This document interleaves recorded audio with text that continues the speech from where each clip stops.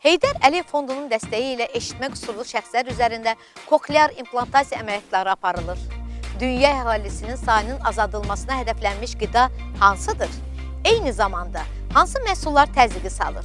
Bu və digər məlumatlar barədə ənənəvi olaraq tibb xəbərlərindən tanış ola biləcəksiniz. Buyurun, izləyin. Heydər Əliyev Fondu tərəfindən koklear implantasiya proqramının həyata keçirilməsinə başlanılıb. Verilən məlumata əsasən, Heydər Əliyev Fondunun prezidenti Mehriban Əliyevanın təşəbbüsü ilə başlanılan proqramın icrası üzrə yerli və xaricdən dəvət olunan mütəxəssislərdən ibarət işçi qrup yaradılıb. İşçi qrup 2015-ci ilin avqust ayına etibarən eşitmə qüsuru olan 250-dən artıq uşağı pulsuz müayinə edib. Müayinələr nəticəsində 80 nəfər üzərində koklear implantasiya əməliyyatının keçirilməsinə qərar verilib, 70 nəfərinin isə eşitmə aparatına ehtiyac olduğu müəyyən edilib. Həmçinin onu da bildirək ki, artıq oktyabrın 5-nədək 26 nəfər əməliyyat edilib və bu şəxslər 1 illik müddətində fondun dəstəyi ilə reabilitasiya kursuna cəlb olunublar. Koklear implantasiya əməliyyatı edilən 26 nəfər əsasən 1-6 yaş arasındadır. Bir nəfər isə 18 yaşındadır. Bu uşaqlar uğurla əməliyyat olunublar. Onlarda eşitmə sinirindən impuls alınıb.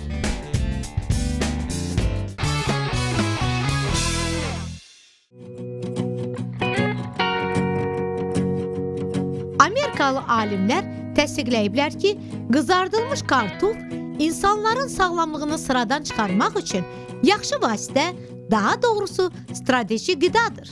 Amerikanın Dondurulmuş Qidalar İnstitutunun mütəxəssislərinin dediyinə görə, qızardılmış kartof dünya əhalisinin sayının azaldılmasında müstəsna rol oynayan qidalardan biridir. Eyni zamanda bu qida insanların psixologiyasına elə möhkəm yer tutub ki, artıq insanlar onun zərərləri barədə eşitmək belə istəmirlər deyə institutun əməkdaşı Brown Horan bildirib. Həkimlərin əksəriyyəti də ən ziyalı qidaların siyahısına fikirləşmədən qızardılmış kartofu daxil edirlər. Bunun bir neçə səbəbi var. Əslində kartof faydalı və hətta müalicəvi tərəvəzdir. Lakin qızardılma zamanı onun faydalı xüsusiyyətləri itir, ziyanı isə kosmik surətdə artır.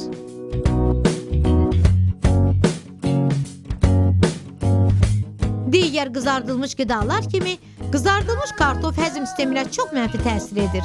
Həzm proseslərini çətinləşdirir, mədənin sirikli qişasını qıcıqlandırır. Məhz bu səbəbdən mədə-bağırsaq sistemi pozulmaları olan insanlar üçün qızardılmış qidaların qəbulu əks göstəricidir. Lakin tam sağlam insanlara da belə qidalar yalnız ziyan vura bilərlər.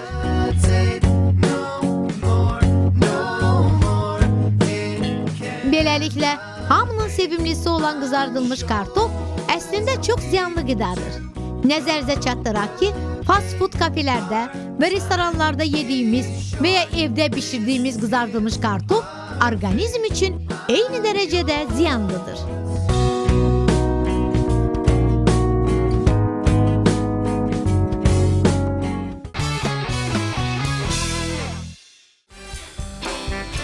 Həkimlər hipertoniyadan əziyyət çəkən insanlar üçün xüsusi müalicəvi pəhriz tövsiyə edir. Hipertoniya xəstələri öz qidalanmasından yağlı, duzlu qızardılmış, hissə verilmiş, marinada qoyulmuş qidaları çıxarmalıdır. Məhz bu qidaların qəbulu təzyiqin artmasına səbəb olur. Hipertoniyadan əziyyət çəkən insanlar üçün ən faydalı məhsullar isə belədir. Birinci balıq. Elmi araşdırmalar nəticəsində məlum oldu ki, balığın tez-tez qəbulu təzyiqin tənzimləməsinə kömək edir. Balıq təbii ki, suda və buğda bişirilməlidir. Qızardılmış balıq yemək olmaz. İkinci quru meyvələr. Kişmiş, ərik və qara yavalı qurusu. Üçüncü süd məhsulları. Süd, qatıq, kəsmik, kefir, pendir və meyvə və gilə meyvələr. Alma, banan, avokado, qara qarağat, itburnu, qarpız, kivi, limon, portağal, naringi və greypfrut. Tərəvəzlər, sarımsaq, Kələmin bütün növləri biber, xiyar, çuğundur, balqabaq, kök, göyərti, cəfəri, ispanaq, kərəviz, araxis, badam, qoz, fındıq, sıyıqlar, qarabaşaq, yulaf yarması və nəhayət paxlalı bitkilər, noxud, lobya, mərci və s.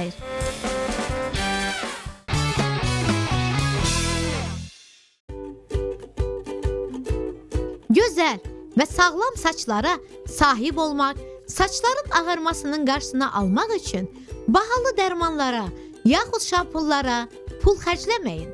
Çünki bir çox dərdə dərman olan qozun daha bir müsbət xüsusiyyəti üzə çıxıb. İngiltərəli saç mütəxəssisi Sara Alisonaya görə hər gün bir ovuc qoz yemək saç ağarmasının qarşısını alır. Qozun tərkibindəki Y vitamini və təbii omega yağlarının saça rəng verən pigmentlərə təsir etdiyini deyən Alison, bahalı şampunlara, dərmanlara artıq yerə pul xərclənməməlidir. Gözəl və sağlam saçlar üçün qoz yeyin deyib. Bu səbəblə də saç ağarmasının qarşısını almaq üçün tez-tez qoz istehlak edin.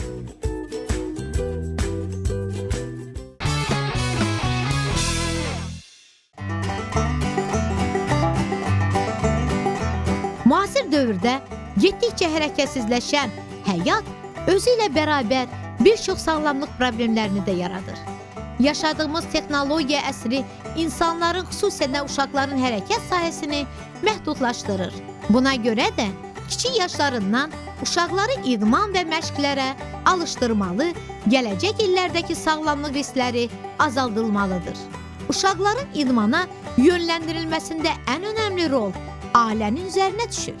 Əvvəlcə ailə uşaqlara yaxşı bir örnək olaraq bu sahədə vərdiş qazanmasını hədəfə almalıdırlar. Uşaqlara idmanı sevdirməyin yolları isə belədir. Birinci, övladınıza uyğun idman növlərinin hamısını göstərin və hansı ilə məşğul olmaq istədiyini soruşun.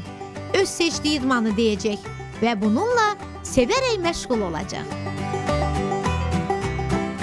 İkinci, idman intizamını yavaş-yavaş aşılayın. İdmanla məşğul olmağa başladığı ilk günlərdə ona sərbəstlik verin. Unutmayın ki, uşaqlar idmanla sadəcə zövq almaq üçün məşğul olurlar. Üçüncü, övladınıza nümunə olun. İdmanın yaşı olmadığını ona göstərin.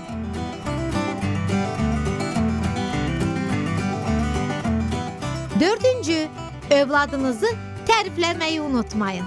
Hər məşqdən sonra digər məşqin öhdəsindən daha yaxşı gələ bilməsi üçün onu tərifləyin. Beşinci, onunla bərabər idman edin. Uşağın oyunda ata və anasına qalib gəlməsi onun özünü sübut etməsinə imkan verir.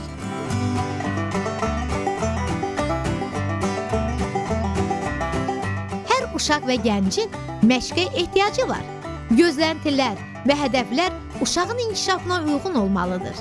Bu işdə valideynlərdən başqa həkim və idman müəllimlərinin də üzərinə böyük yük düşür.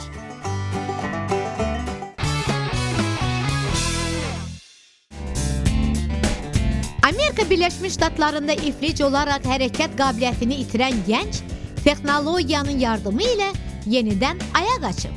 Beyni kompüterə qoşulan Adam Fritz 4 metrə yaxın məsafə qət edib. 28 yaşlı gəncin yenidən yeriyə bilməsi üçün onun beyninə doğru siqnalları göndərməli olduqlarını anlayan həkimlər bunun üçün kompüter proqramından istifadə edib. Fritzin onurğa sütununun göndərə bilmədiyi siqnalı kompüterdən alan sinir sistemi bundan sonra ayaqları hərəkətə gətirə bilir. İflic olan gənci ayağa qaldırmağa müvəffəq olan Kaliforniya Universitetinin tədqiqatçıları sözü gedən proqramı təkmilləşdirməklə yüzlərlə iflic xəstənin hərəkət qabiliyyətini bərpa etməyin mümkün olduğunu istisna etmir. Hər nə qədər kompüterin köməkliyi ilə beyindən ayaqlara siqnal göndərmə mümkün olsa da, ayaqlardan beyinə lazımi siqnalların qayıtmaması alimləri düşündürən əsas problemlərdəndir.